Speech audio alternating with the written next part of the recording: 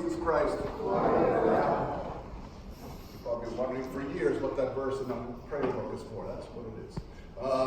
Thank you for coming again this morning. I apologize for not having proper sheets once again, but staros nudaros, there's no joy in old age, and it's a good Sunday to forget because it's Forgiveness Sunday. So. Whatever. The sad thing is, I did all these proper sheets back in January. I got really enthusiastic one day, and I did them all up through Sunday Orthodox. I said, boy, I'm set.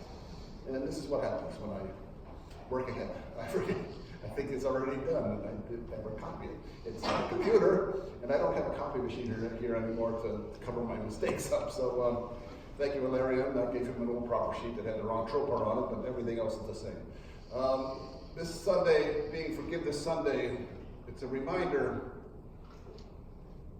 and really the first verse in the gospel account that we read, our Lord said, if you do not forgive the sins of others, your heavenly Father will not forgive you. Those are very stark words. See, forgiveness is a divine attribute, probably the most divine attribute, mercy and forgiveness.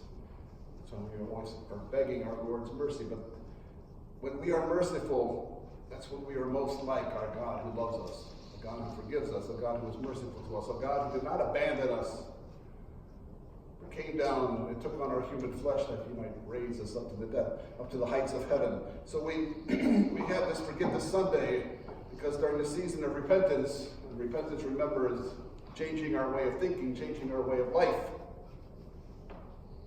If we wish to be forgiven by God for our many, many sins, and everybody has many, many sins. I wonder sometimes when people say, I have no sins, but they want absolution anyway. I think you have to admit your weakness, your sinfulness, how you fall short every hour of every day. It's not something that happens, oh my gosh. When I think of my sins, it's overwhelming, but our Lord is ready to forgive us. Ready to allow us to go on to the next step. Because it's a progression.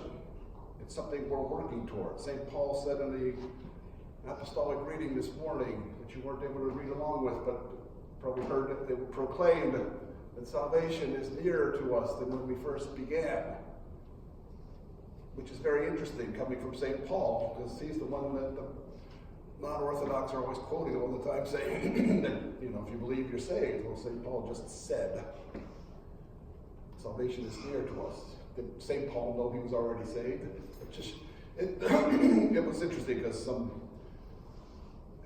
non-Orthodox person was trying to preach scripture to me last week and quoted something from St. Paul. And I said, whatever you quote from St. Paul, invariably, in the same letter, most of the time, you can find something that contradicts it. He's not writing a dogmatic thesis here. He's writing a letter.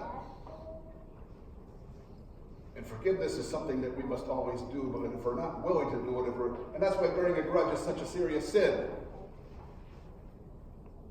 Because it makes us unlike God.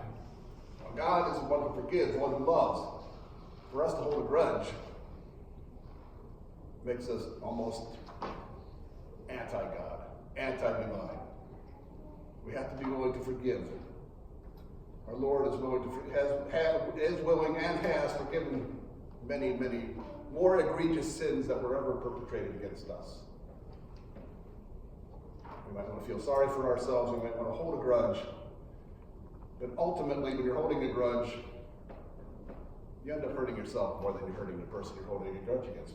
A lot of times they don't even know. They don't even know you're mad at them. But you're eating yourself up.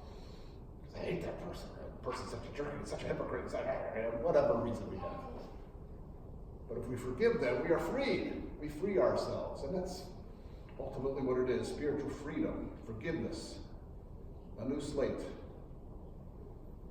When somebody asks my forgiveness, everything else is wiped away. I mean, you still remember. You don't forget everything. But you realize that person has appreciated that they have wronged you. And that's important. That's important. It's easy to forgive someone who comes to that realization, just as God is willing to forgive us. for God to bear a grudge against us or to hold something against us, it would be just like us holding it against our children or our grandchildren. Now, children we do, but our grandchildren, they get away scot-free. I remember my father saying he never understood the love of God the Father until he had grandchildren. And he said, and that's just a fraction of what God's love is for us. So as we continue our journey to the great fast, as the great fast begins tomorrow, let us indeed forgive one another. That was one way we might profess, we say right before the creed.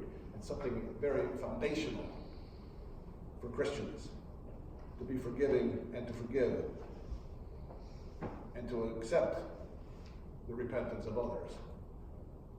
Let us indeed take on that heart, take on that task, take on that privilege, actually, that grace that will come from us. And remember that we're embarking on a season of repentance, which calls us to greater fasting, to greater prayer, and to greater works of charity. Let us indeed embrace the season, the holy season, the spring season where new things come to life. May our own souls and hearts also be reborn. Glory to Jesus Christ. Amen.